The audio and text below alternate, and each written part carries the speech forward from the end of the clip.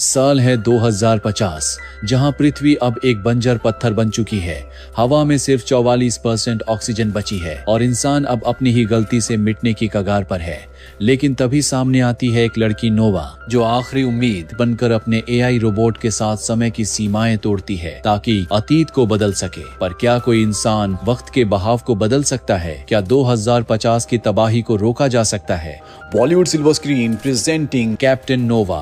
कहानी की शुरुआत साल 2050 से होती है, जहां पर हम नोवा नाम की एक लड़की को देखते हैं जो बंजर पड़ी जमीन पर पानी की तलाश कर रही है। दरअसल ये वो वक्त होता है जब पृथ्वी बिल्कुल भी रहने लायक नहीं बची है और वातावरण में ऑक्सीजन भी सिर्फ 44% ही बचा है। नोवा वहां से आगे जाती है कि तभी उसे कमांड सेंटर से फोन आता है और वो फौरन कमांड सेंटर पहुंचती है, जहां हम एक बूढ़े आदमी को देखते हैं जिसका आधा चेहरा जला हुआ था। वो आदमी नोवा को कमांड देता है कि अब मिशन का वक्त आ गया है, जिसके बाद नोवा अपना स्पेस सूट पहनकर शिप में बैठ जाती है, जिसके साथ उसका एआई रोबोट एड भी होता है।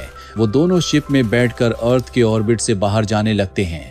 वहीं शिप के बाहर देखने पर नोवा पाती है कि पृथ्वी अब किसी बेजान पत्थर की तरह नजर आ रही है। इसके बाद नोवा एनर्जी से एक वर्म होल क्रिएट करती है और उसमें एंटर करती है। असल में नोवा टाइम ट्रेवल से पास्ट में जा रही है ताकि पृथ्वी की ये हालत होने से बचा सके। वर्म होल में एंटर करते ही नोवा का स्पेसशिप देखते ही देखते लाइट की स्पीड को छू लेता है, जिस वजह से नोवा बेहोश होने लगती है। वहीं स्पेसशिप में भी कुछ खराबी आ जाती है, जिसके कारण 2025 में नोवा के स्पेसशिप की क्रैश लैंडिंग होती है। दूसरी तरफ 2025 में हम नाज नाम के एक लड़के को देखते हैं जो अपनी बाइक से घूम रहा होता है, जिसकी नजर नोवा के स्पेसशिप पर पड़ती है और वो उसका पीछा करता है।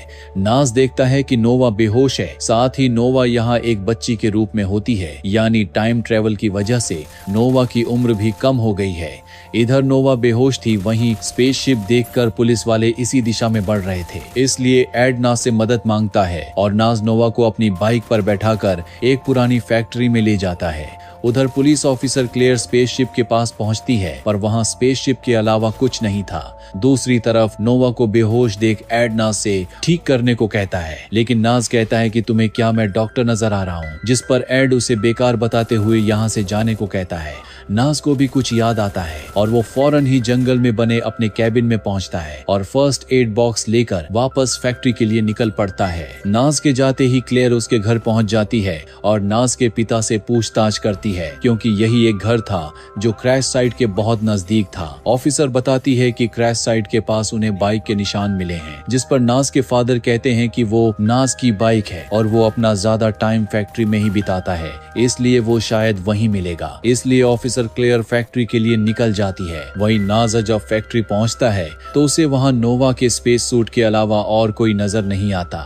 वो नोवा और एड को ढूंढ ही रहा था कि तभी नोवा पीछे से आकर अपनी गन नाजा पर तान देती है और एड भी कहता है कि ये हमारे किसी काम का नहीं है। लेकिन नाज डरता हुआ नोवा को टिश्यू देता है ताकि वो अपनी नाक से बह रहा खून साफ कर सके। इतने में ही क्लेयर भी यहाँ पहुँच जाती है, लेकिन उसके अंदर आते ही नोहा नाज और एड को लेकर क्लेयर की गाड़ी से भाग जाते हैं। रास्ते में नाज पूछता है कि तुम कौन हो और यहाँ क्यों आई हो। इस पर नोवा कहती है कि वो यहाँ एक अच्छे काम के लिए आई है, बस अभी किसी को कुछ बता नहीं सकती। अगली सुबह क्लेयर और उसका एक साथी कर्नल को नोवा की स्पेसशिप दिखाते हैं। क्लेयर का साथी बताता है कि इसमें उन्हें कुछ फिंगरप्रिंट्स मिले हैं जो नोवा नाम की एक लड़की से बिल्कुल मैच करते हैं। साथ ही स्पेसशिप हमारे टाइम से काफी ज्यादा एडवांस है। इस पर कर्नल उन्हें स्पेसशिप की पूरी जानकारी जुटाने का ऑर्डर देता है। दूसरी तरफ नोवा और नाज क्लेयर की कार से आगे बढ़ रहे होते हैं, जहां नोवा पेड़ पौधों को देखकर काफी खुश होती है, क्योंकि उसके टाइम में यानी फ्यूचर में ये सब खत्म हो चुका था। कुछ दूर जाते ही गाड़ी गर्म होने की वजह से बंद पड़ जाती है। किस्मत से एल्टन नाम का आदमी यहाँ से गुजर रहा होता है,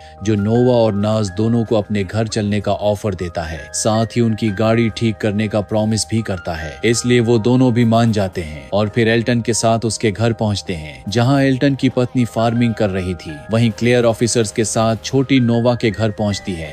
जो असल में 2025 वाली ही नोवा थी और कल रात को घर पर ही थी। इसलिए क्लेयर को कुछ खास सबूत नहीं मिलता और उसे खाली हाथ ही यहाँ से जाना पड़ता है। इधर नाज और एल्टन ने मिलकर गाड़ी ठीक कर ली थी और अब ये सब मिलकर डिनर करते हैं। इधर ऑफिसर क्लेयर ने छोटी नोवा को कस्टडी में ले लिया था। वो जानने की कोशिश कर रही थी कि इतनी छोटी सी बच्ची के पास आखिर इतनी एडवांस टेक्नोलॉजी आई कहां से। क्लेयर नोवा से पूछती है कि तुम्हारा फ्यूचर क्या है। इस पर नोवा फाइटर प्लेन की पायलट बनने का कहती है। इतने में क्लेयर की गाड़ी की लोकेशन भी पता चल जाती है जो एल्टन के घर थी। इसलिए क्लेयर अपनी टीम के साथ एल्टन के घर पहुंचती है। पुलिस को आता देख नोवा और नाज जंगल की तरफ भाग जाते हैं। क्लेयर एल्टन से अपनी गाड़ी के बारे में पूछती है जिस पर एल्टन मना करता है, लेकिन ऑफिसर्स को गाड़ी मिल जाती है। इस पर क्लेयर कहती है कि उसकी गाड़ी यहाँ कैसे आई। साथ ही नोवा और नाज का फोटो दिखाकर उनके बारे में पूछताछ करती है, पर एल्टन इसे कुछ नहीं बताता। लेकिन नाज की जैकेट अंदर ही थी जिसे ऑफिसर ने ढूंढ लिया था। दरअसल घर जाने के बाद एल्टन ने नाज को बदलने के लिए कपड़े दिए थे। इधर नाज और नोवा समझ जाते हैं, इसलिए वो झाड़ियों में भागने लगते हैं। वहीं क्लेयर भी समझ जाती है कि दोनों अभी अभी भागे हैं, इसलिए पूरी टीम के साथ झाड़ियों में तलाशी शुरू की जाती है। इतने में नाज और नोवा का सामना एक ऑफिसर से होता है जिसे नोवा शूट कर देती है, पर वो ऑफिसर मरा नहीं था बल्कि स्लो मोशन स्पीड में चला गया था।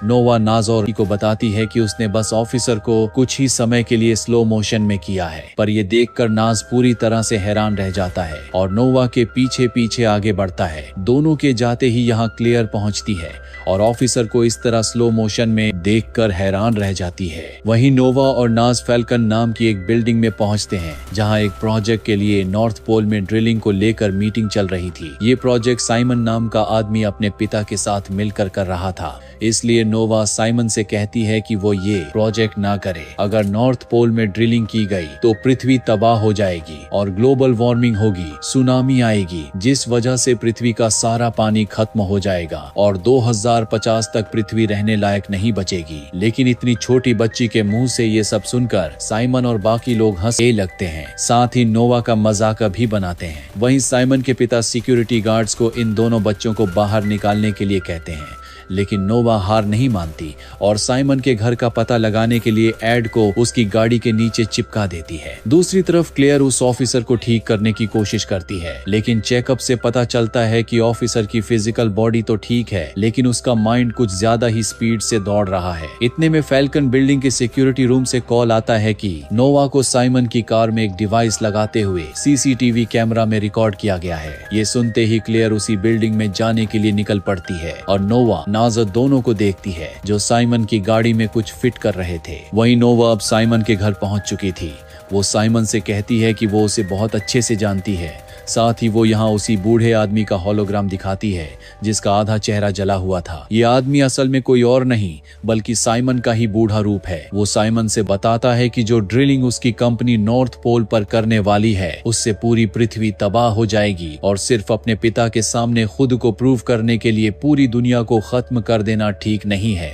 ये सब देख पहले तो साइमन कंफ्यूज होता है, लेकिन फिर नोवा और नाज पर हंसता है क्योंकि उसे लग रहा था कि वो उसके साथ मजाक कर रहे हैं। इतने में यहाँ पुलिस भी पहुंच जाती है और जल्दबाजी में नोवा और एड पर गोली चला देती है, जबकि नाज मौका मिलते ही सीधा एल्टन के पास पहुंचता है और एल्टन को सब कुछ बता देता है। दूसरी तरफ नोवा को हॉस्पिटल में एडमिट किया जाता है, जहां होश में आते ही क्लेयर उसके पास जाती है और कहती है कि मुझे सब सच सच बताओ ताकि मैं तुम्हारी मदद कर सकूं। क्लेयर पर भरोसा नोवा उसे ड्रिलिंग प्रोजेक्ट को रुकवाने के बारे में कहती है, साथ ही अपनी सच्चाई भी बताती है कि वो 2050 से आई है। नोवा की बातों पर यकीन करना पॉसिबल नहीं था, इसलिए क्लेयर अपने साथी से टाइम ट्रेवल की पॉसिबिलिटीज के बारे में पूछती है, जहां उसका साथी बताता है कि जिस शिप से नोवा आई है वो काफी एडवांस टेक्नोलॉजी का है जो इस टाइम में पॉसिबल नहीं है और ये रोबोट भी काफी एडवांस टेक्नोलॉजी से बना हुआ है। ये दोनों बातें कर ही रहे थे कि इतने में एड को होश आ जाता है और वो क्लेयर की बंदूक लेकर यहाँ से निकल जाता है। वो दोनों उसका पीछा करते हैं, पर तब तक एड बहुत दूर निकल चुका था। इसके बाद क्लेयर साइमन के पास पहुंचती है और एक बार फिर से उसके ड्रिलिंग प्रोजेक्ट को चेक करने के लिए कहती है कि कहीं उसमें कोई कमी तो नहीं है, कहीं वो प्रोजेक्ट दुनिया को खत्म करने की वजह तो नहीं बनेगा।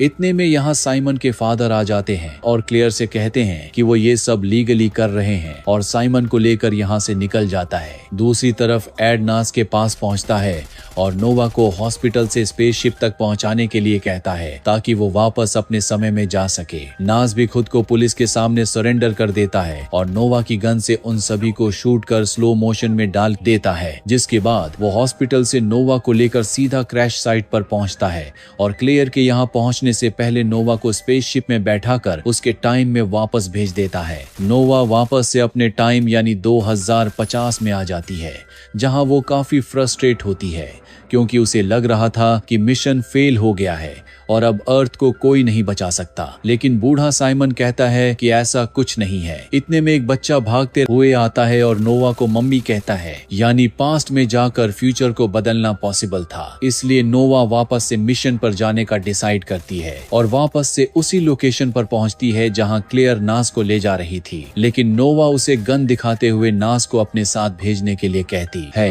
क्लेयर ऐसा ही करती है क्योंकि वो समझ चुकी थी कि अर्थ को बचाने के लिए साइमन का प्रोजेक्ट रुकना बहुत जरूरी है। और फिर नोवा और नास स्पेसशिप में बैठकर नॉर्थ पोल की तरफ निकल जाते हैं, जहां रास्ते में और भी कई स्पेसशिप होते हैं, जिन्हें देखकर नोवा कहती है कि ये अलग अलग स्पेसशिप्स हैं और यहाँ सिर्फ इसलिए आए हैं ताकि इस ड्रिलिंग प्रोजेक्ट को रोका जा सके। दूसरी तरफ नॉर्थ पोल में साइमन के फादर प्रोजेक्ट के फायदों के बारे में बता रहे थे, लेकिन साइमन इस प्रोजेक्ट को रोकने के लिए कहता है। वहीं नोवा और नाजत सभी गार्ड्स को स्लो मोशन में करते हुए आगे बढ़ते हैं। इधर साइमन के फादर साइमन से नाराज होते हैं, लेकिन साइमन कहता है कि अगर नोवा सच कह रही हो तो हमें इस एक प्रोजेक्ट की वजह से पूरी दुनिया को खतरे में नहीं डालना चाहिए। लेकिन उसके फादर उसे प्रोजेक्ट से बाहर कर देते हैं और ड्रिलिंग मशीन को ऑन करने के लिए आगे बढ़ते हैं, लेकिन नोवा उन्हें वहीं फ्रीज कर देती है और उस शटल को भी पॉज कर देती है। इसके बाद क्लियर टीवी पर देखती है कि एक साथ कई सारे टाइम ट्रैवलर्स यहाँ आ गए हैं और नॉर्थ पोल के साथ साथ दूसरे देशों की उन मशीनरी को भी उन्होंने तबाह कर दिया है जो पृथ्वी को नुकसान पहुंचा रही थी।